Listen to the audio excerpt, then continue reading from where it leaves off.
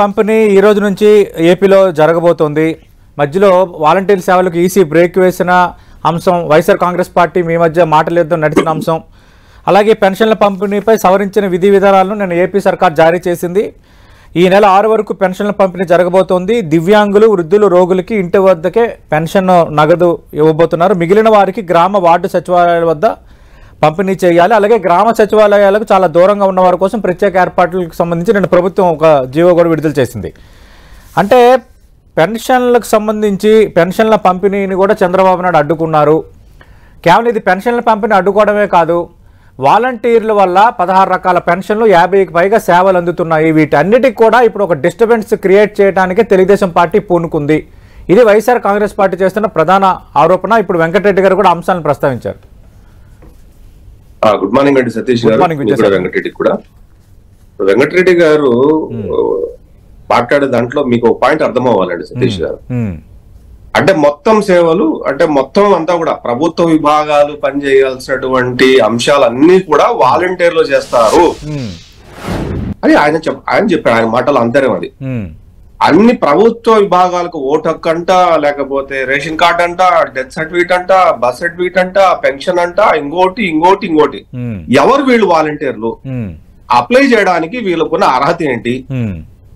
ఎవరు వీళ్ళు? అసలు వీళ్ళు ఏ అర్హతతో వీళ్ళు అప్లై చేస్తారు? మరి ప్రభుత్వ విభాగాల్లో గవర్నమెంట్ డైరెక్ట్ గా రిక్రూట్ చేసుకొని రాజ్యాంగ పరంగా నిర్మితమైనటువంటి ఒక కాన్స్టిట్యూషనల్ బాడీ ఏదైతే ఉంటుందో వాళ్ళు నిర్వర్తించాల్సినటువంటి విధులు వీళ్ళు నిర్వర్తిస్తారు. ఇది డిస్టర్బ్ అయిపోయింది. 5 ఏళ్ల ముందు డెత్ సర్టిఫికేట్ ఎవరికి రాలే? 10 ఏళ్ల ముందు డెత్ సర్టిఫికేట్ రాలే?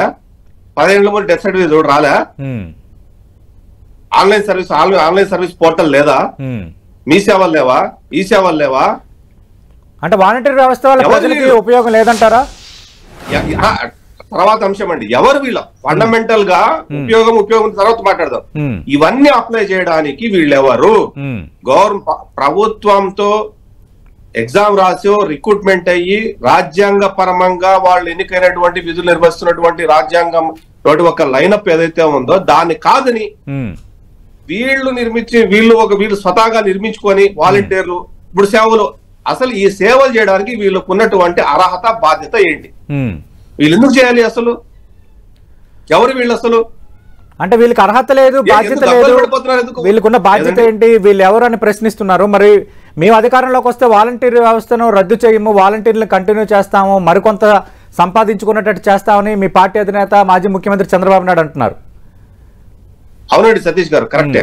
అంటే స్ట్రైట్ గా వాలంటీర్ వ్యవస్థకి మీరు అనుకూలమా, వ్యతిరేకమా? ఒకటండి, చంద్రబాబు నాయుడు గారు ఏదైతే చెప్పారో దానికి వివరించి తర్వాత నా అభిప్రాయం చెప్తాను.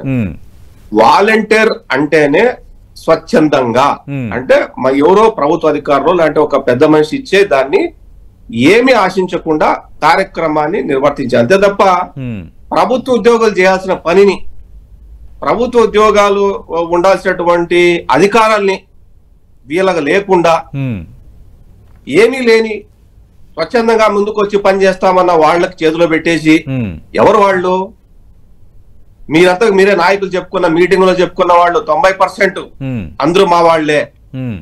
జగన్మోహన్ రెడ్డి మీరందరూ నా బ్రాండ్ అంబాసిడర్లు అని చెప్పిన వాళ్ళు వీళ్ళు కాదా?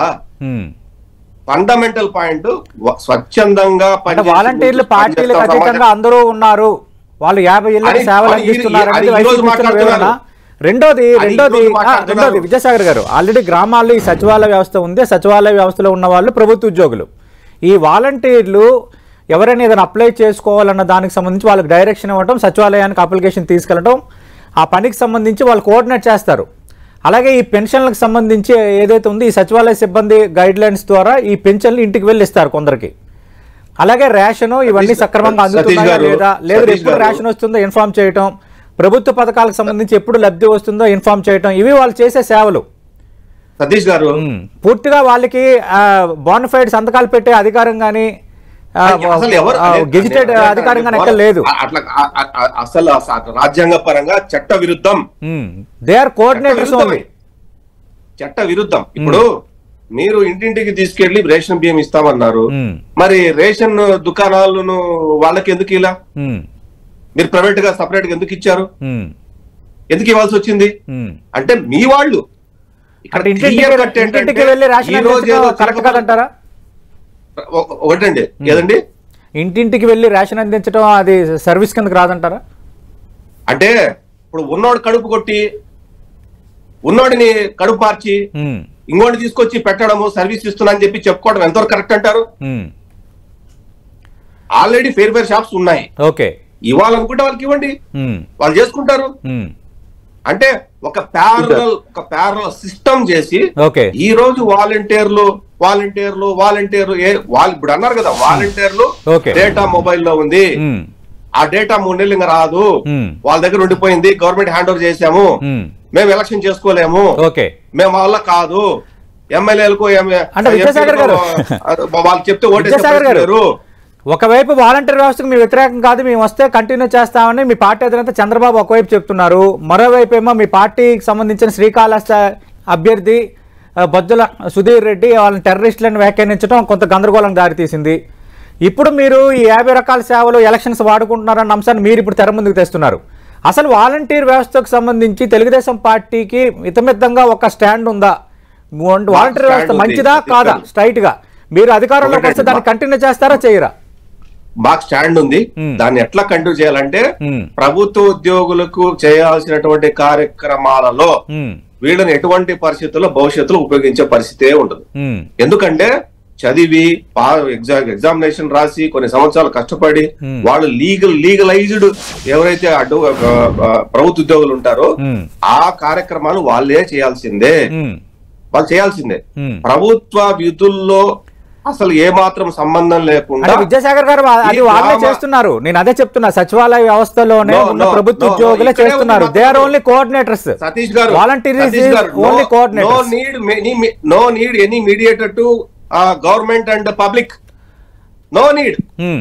ఏ దేశంలో ముఖ్యమంత్రులు కాదు ప్రభుత్వ సేవలు లేదంటే ఎవరు ఉన్నారో ఆ సేవలు ప్రజలకి కొంచెం బెటర్ రీతిలో వెళ్ళటం అనేది అది వద్దంటారా? మీడియేషన్ వద్దంటారా? సతీష్ గారు ఇక్కడ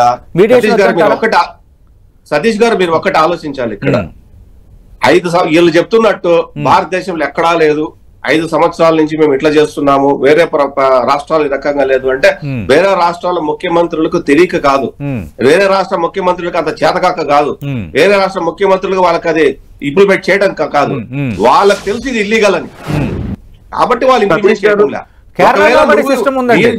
కేరళలో కూడా ఇదే మోడల్ సిస్టమ్ ఉంది. Know that is different model, ఈ రకంగా లేదు, దట్ ఈస్ డిఫరెంట్ మోడల్. అది సిపిఎం పార్టీకి సంబంధించిన కార్యకర్తలు నేరుగా వాళ్ళు ప్రజలతో వినతులు స్వీకరించి వాళ్ళకి అది ఇప్పటి నుంచి కాదు, వాళ్ళు సచివాలయ వ్యవస్థ ఉంది, అక్కడ సచివాలయ వ్యవస్థకి ప్రజలకు మధ్య వారధులుగా కొందరు పెట్టుకున్నారు. అక్కడ సచివాలయ వ్యవస్థ లేదండి సతీష్ గారు, అక్కడ సచివాలయ వ్యవస్థ అనేది లేదు.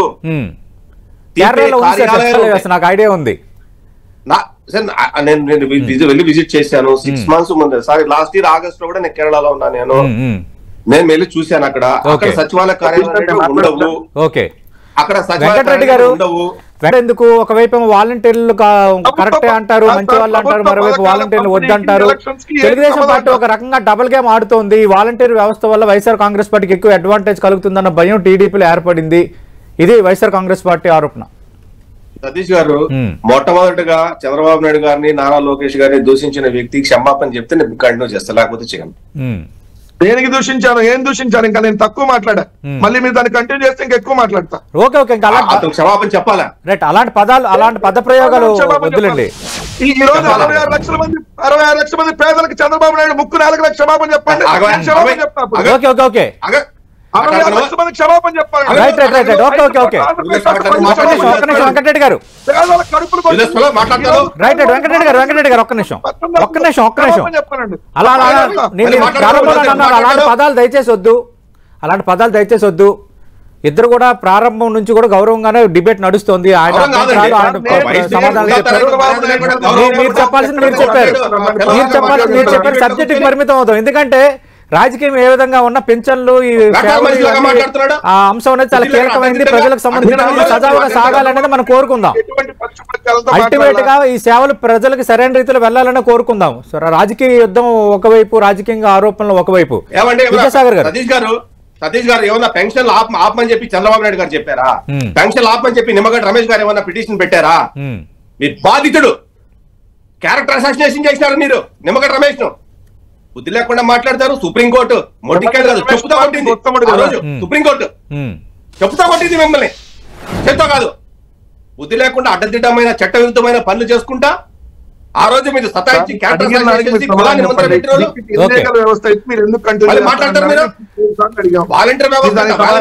విద్యాసాగర్ గారు వాలంటీర్ వ్యవస్థ ఇల్లీగల్ వ్యవస్థ అన్నారు, దాన్ని కంటిన్యూ చేస్తామని ఎందుకు అంటున్నారు? ఇదే ముందు నుంచి వెంకటరెడ్డి గారు పదే పదే ఇన్సిస్ట్ చేస్తారు. వెంకటరెడ్డి గారు ఒక్క నిమిషం, కృష్ణారెడ్డి గారు విద్యాసాగర్ గారు మాట్లాడుతున్నారు. వెంకటరెడ్డి గారు ఒక్క నిమిషం మాట్లాడండి. ఆగారు వెంకటరెడ్డి గారు, ఆగారు, మీరు మాట్లాడండి. వాలంటీర్ వ్యవస్థను కంటిన్యూ చేస్తామంటే ఈ పద్ధతిలో కాదు, బాగా తెలిసి ఏ పద్ధతిలో వాలంటీర్ వ్యవస్థను నడిపించుకోవాలా. అంతేగాని ఇట్లా చండాలమైన పనులకి, చెత్త పనులకి బ్రోకర్లుగా వాడుకోం మేము. ఓకే ఓకే, మళ్ళీ మీరు వాలంటీర్లు బ్రోకర్లు అనొద్దు.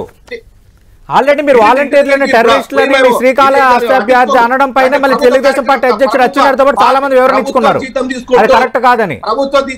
మళ్ళీ ఇప్పుడు బ్రోకర్లు, ఇల్లీగల్ పనులు అంటే అది మీరు వాలంటీర్లని కంటిన్యూ చేస్తామన్న దానికి మళ్ళీ ఇప్పుడు మీరు చేస్తున్న వ్యాఖ్యలకి మళ్ళీ సతీష్ గారు కాంటెక్స్ట్ అర్థం చేసుకోండి. మీరు ఓకే కాంటెక్స్ట్ అర్థం చేసుకోండి. ఓకే, ఎందుకంటే ఇప్పుడు చేస్తున్న పనులు ఇప్పుడు వైసీపీ నాయకులు వీళ్ళు ఇల్లీగల్ గా వాడుకుంటున్నారు అనేది మేము ఎస్టాబ్లిష్ చేస్తాం. ప్రభుత్వం దగ్గర 5,000 రూపాయలు వాళ్ళు గౌరవ వేతనం తీసుకుంటూ స్టిక్కర్లు అతికిచ్చే పని, ప్రైవేట్ డేటాను కలెక్ట్ చేసే పని, లేదంటే ఎమ్మెల్యేలకో లేదంటే గ్రామ పంచాయతీ వాళ్ళకో లేకపోతే ఎంపీపీ వాళ్ళకో ఇళ్ల దగ్గర పోయి సలాం కొట్టే పని, ఇట్లాంటి పని చేయించుకోం వాళ్ళ దగ్గర మేము. వాళ్లను ఒక డిఫరెంట్ గా, ఒక మోడల్ గా చేద్దామనే ఆలోచనతో చంద్రబాబు నాయుడు గారు తెలుగుదేశం ప్రభుత్వం ఉంది. అంతే తప్ప ప్రైవేట్ డేటా అంతా సేకరించడాలు, లేకపోతే వాళ్ళ దగ్గర ఊడిగం చేసుకోవడాలు, వాళ్ళ దగ్గర సలాం కొట్టించుకోవడాలు, వాళ్ళ దగ్గర ఒంగొంగి దండాలు పెట్టించుకోవడాలు. ప్రస్తుతం వాలంటీర్లందరూ ఆ పనులే చేస్తున్నారా? ప్రస్తుతం వాలంటీర్లందరూ అదే పని చేయించుకుంటున్నారంటున్నా నేను, చేయించుకుంటున్నారు. నేను చూపిస్తా వీడియోలు కావాలంటే. Okay, YS Jaganmohan Reddy photo పెట్టి పాలాభిషేకం చేసి అంటే మాపై రాజకీయ ఆరోపణలు చేస్తున్నారు, మీరు నిస్వార్థంగా సేవ చేస్తుంటూ చాలా జిల్లాల్లో వాలంటీర్లు స్వచ్ఛందంగా రాజీనామాలు చేస్తున్నారు. రాజీనామాలు చేయిస్తున్నారు. కృష్ణా జిల్లాలో ఒక్క మచిలీపట్నంలోనే 400 పైన మంది సింగిల్ ఫార్మేట్ లో, ఫార్మేట్ మొత్తం అంటే సంతకం ఒకటి డిఫరెన్స్, వాళ్ళని తీసుకొని వాళ్ళు తీసేసి ఏ పట్ట సింపథైజర్స్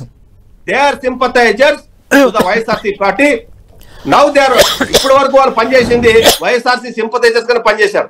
రాజీనామా చేస్తే వేరే పార్టీలో చేరకూడదు అంటే చేరొచ్చు, కానీ నువ్వు ఏ పార్టీలో చేరావు అంటే దాన్ని బట్టి అర్థమవుతుంది నువ్వు ఏ పార్టీ సింపథైజరు, ఇన్ని రోజులు నువ్వు ఏ పార్టీ సింపథైజర్ గా ఈ వ్యవస్థలో పనిచేసావు అనే దాన్ని. వాళ్ళకి ఫ్రీడమ్ ఉండొచ్చు. అంటే నువ్వు ఇన్ని రోజులు నువ్వు ఆ పార్టీ సింపథైజర్ ఉండవు, నీ సేవ అందరికీ పనిచేశారా? ఓకే, దాని అర్థం ఏంటి? 66 లక్షల మంది పెన్షన్ మీకెందుకు దుగ్ధదా, మీకెందుకు బాధ?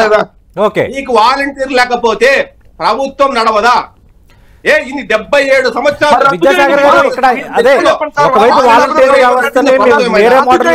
కంటిన్యూ చేస్తా ఉంటున్నారు, మరోవైపు వాలంటీర్లు చాలా పనులు చేస్తున్నారు, బ్రోకర్ పనులు చేస్తున్నారు అంటున్నారు, టెర్రరిస్టులు అంటున్నారు. ఒకటి సతీష్ గారు, let me permit please. Continue చేయడం అంటే డిపెండెన్సీ అయినట్టు కాదు, కంటిన్యూ చేయడం డివేరు. ప్రభుత్వం ఇప్పుడు ప్రభుత్వ అధికారుల మీద, అది అటెండర్ దగ్గర నుంచి ఐఏఎస్ ఆఫీసర్ వరకు ఉండొచ్చు, డిపెండ్ అవుతుంది.